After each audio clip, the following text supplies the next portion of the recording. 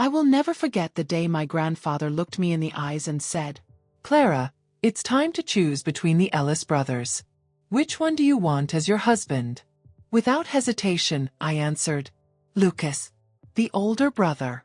Everyone who knew me was shocked, because ever since childhood, I only had eyes for Nathan. I was his shadow, the girl who once faked a high fever just to get 1 minute of his attention. I begged to marry him. I humiliated myself more times than I'd care to admit. And still on the day of our engagement, Nathan ran away. With someone else. With her. Sabrina Vale, the girl my parents took in like a daughter. The one who lived under our roof, ate at our table. Nathan left with her.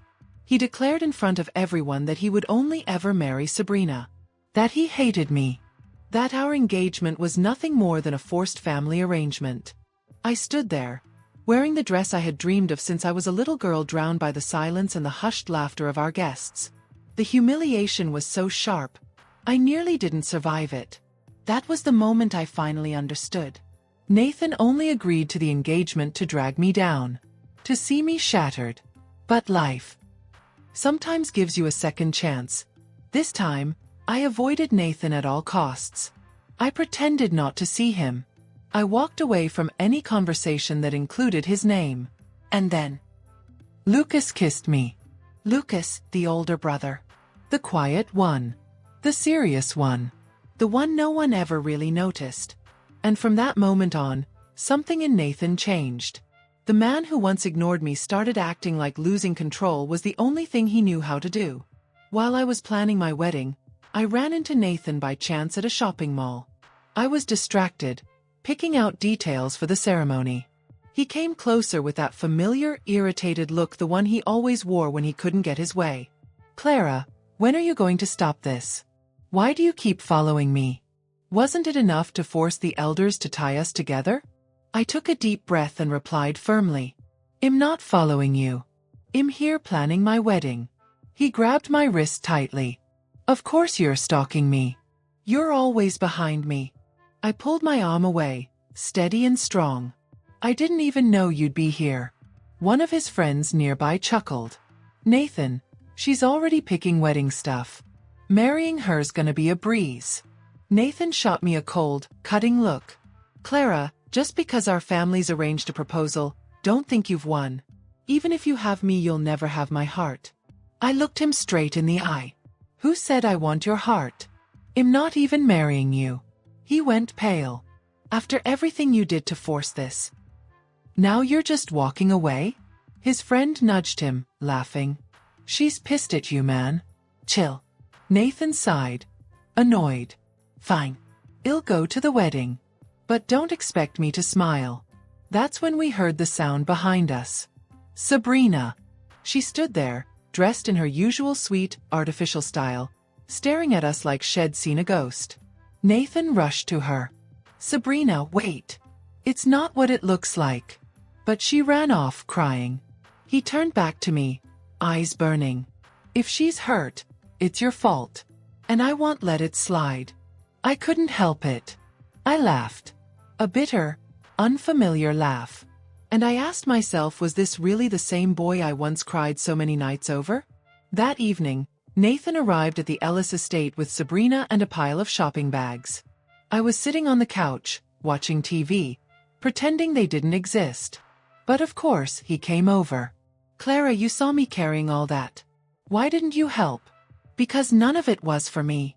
And if the bride Tobe seems desperate for gifts, everyone's going to laugh at me." I said it quietly, but with clarity. "And besides, I'm not your fiancé." He pretended not to hear. Later, he tossed a small box into my lap. "Blueberries. Here. A treat. Don't say I don't spoil you." I stared at the box and didn't touch it.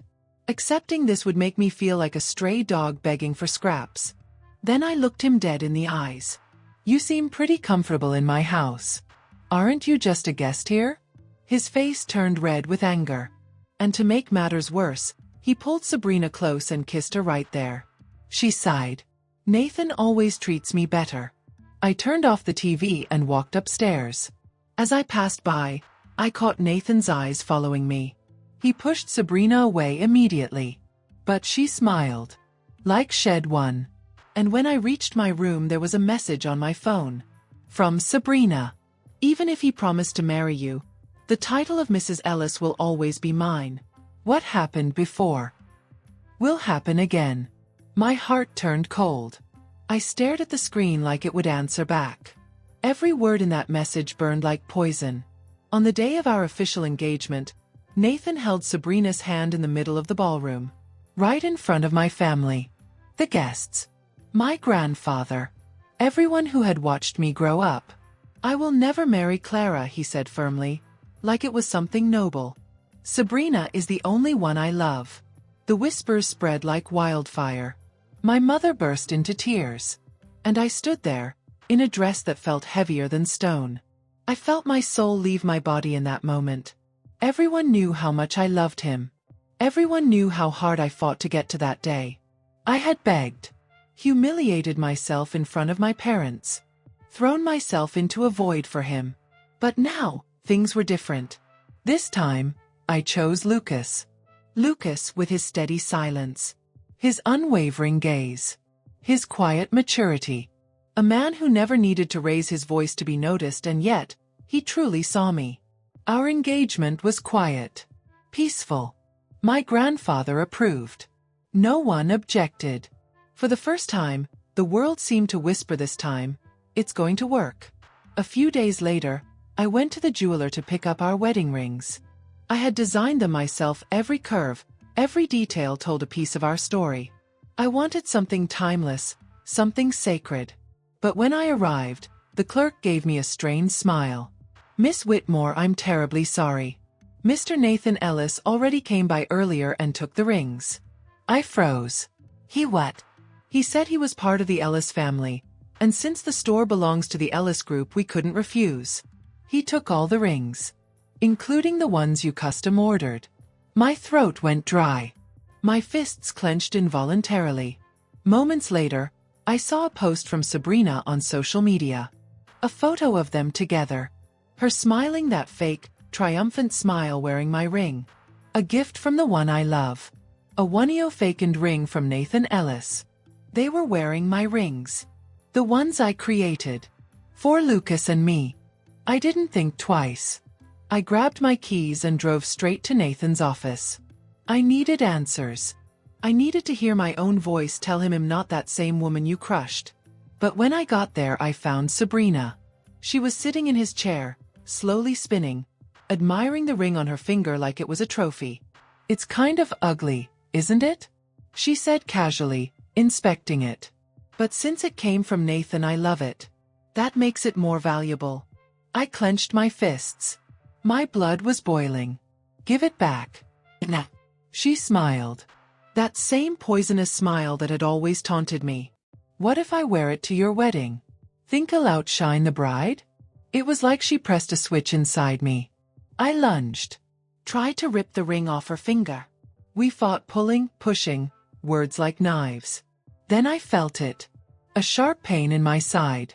Nathan had kicked me. I lost my balance and hit the floor. My breath was gone. The tears came not because of the pain, but because of the truth. The truth that Nathan would never change. Ever. You've gone insane. He screamed. How dare you lay a hand on her? Sabrina dropped to the floor, sobbing like a child in a play. If you hadn't gotten here in time, I don't know what she would have done to me. He held her like she was made of glass. Don't worry, my love, I'll never let her near you again. I stayed on the ground like before, alone. Even the assistant who tried to help me was fired. Who gave you permission to touch her? Go pick up your final check. And in that moment something broke inside me for good. I stood up, dusted off my dress, looked Nathan in the eye and said, Mr. Ted Ellis is returning home tonight and at the family dinner.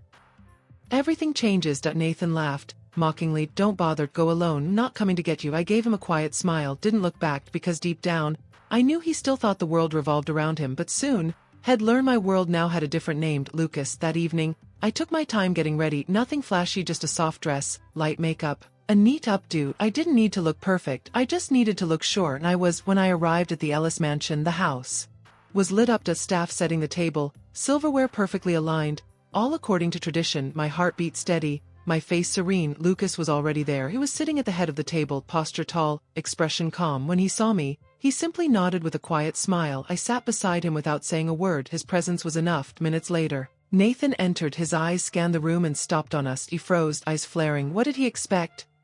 That ID rise? Apologize? Pretend nothing had changed? Clara, he said, straining to sound calm, why are you sitting next to my brother? Come. Sit with me. Before I could speak, Lucas answered, his voice sliced through the room like ice. Why shouldn't my fiancé sit by my side?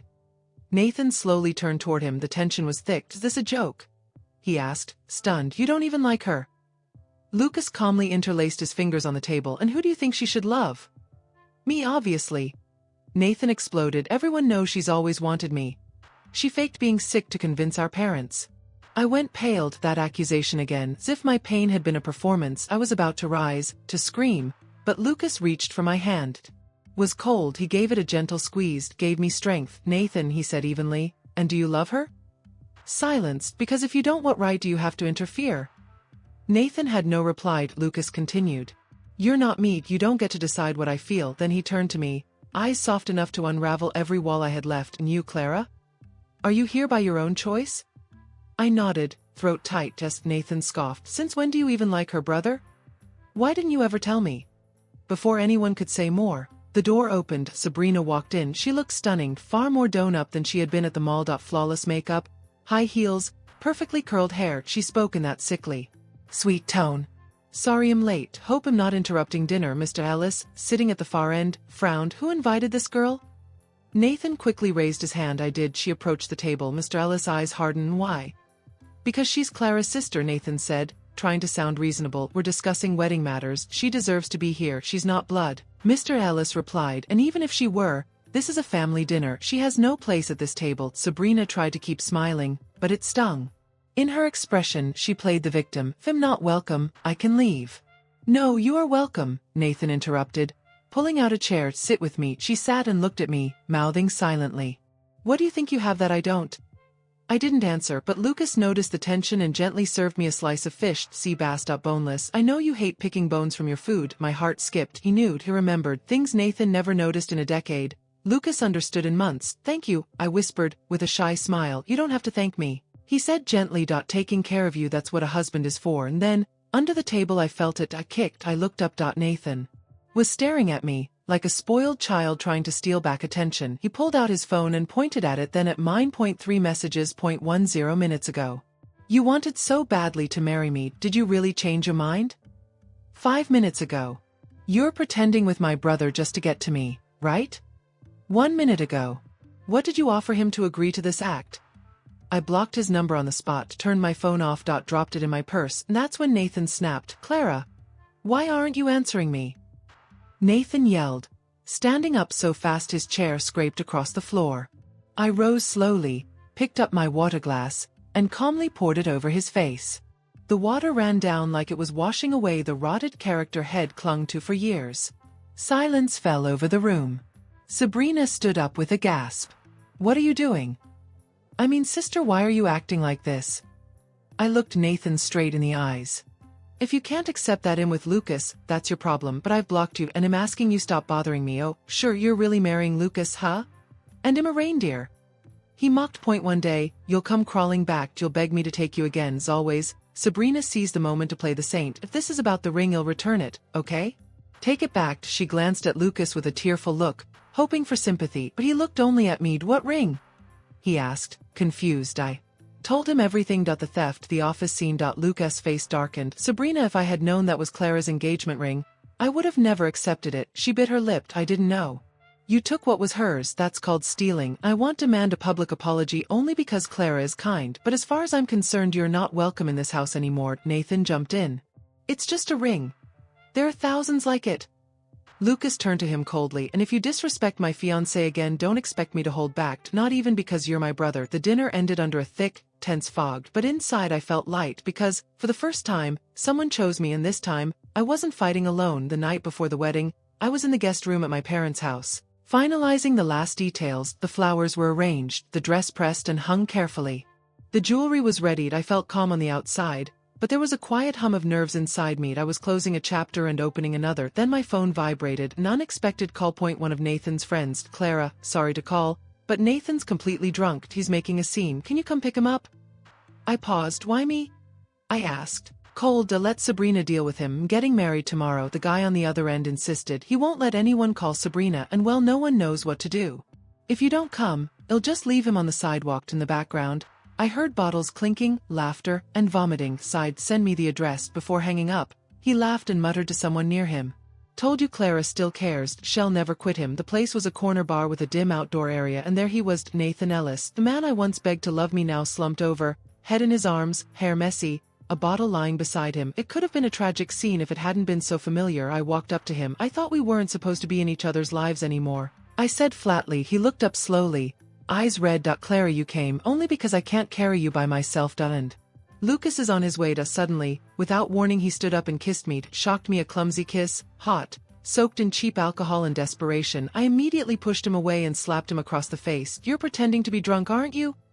He stood still like stone, then he grabbed me. Let me hug you, just for tonight, please. I tried to escape, but he was strong, much stronger than I could resist. My hands pressed against his chest, useless. Then rage took over. I did what I had to do. I dropped him to his knees with a sharp, well-placed blow. He collapsed, doubled over, groaning. I didn't feel sorry. I looked around. Still no Lucas. My heart whispered, if he doesn't show up soon, I'll leave Nathan sleeping on the sidewalk. As I turned to leave, I felt my legs being gripped. Nathan wrapped himself around my knees, sobbing. If you want marriage, I'll marry you. Clara, just please don't marry my brother. I'm begging you. Nathan stopped. I'll do anything. I'll leave Sabrina. I'll give you the house, the cars, everything. Just give me another chance. The pain in his eyes was real, but it wasn't love. It was ego. I'm marrying Lucas tomorrow, and nothing you say will change that. He looked at me like I had stabbed him in the heart. You hate me that much?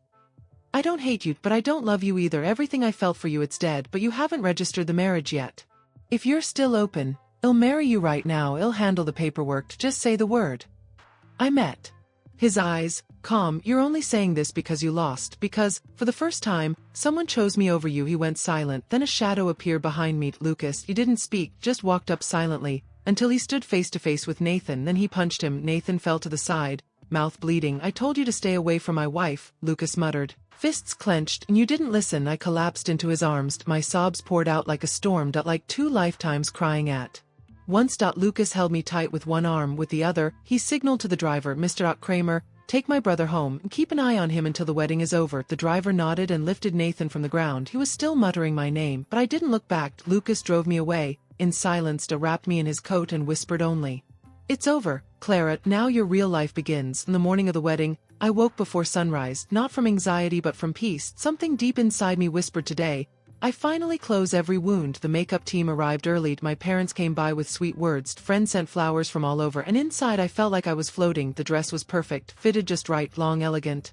lace sleeves, light to the touch. I stood in front of the mirror for several minutes, barely recognizing myself. Then the dressing room door opened. Lucas walked in. He wore a dark tailored suit, navy tie, and his hair was slicked back. He looked more handsome than ever, but it wasn't just his looks, it was his presence, his posture, his certainty. He looked at me like I was a painting in a gallery. You look. He didn't finish the sentence. He just breathed deeply. You look perfect. I laughed nervously, glancing down. Don't look too long, I might fall apart, I whispered. He stepped closer, the sound of his shoes echoing on the floor. Then he lifted me gently from the chair and sat down with me on his lap, making sure I looked him in the eye. Today is your day, and you're going to promise me you'll stop hiding this beauty. I tried to reply, but he kissed me. It was deep, unhurried, a kiss that spoke every word he didn't need to say. When he pulled back, he smiled. I forgot to breathe.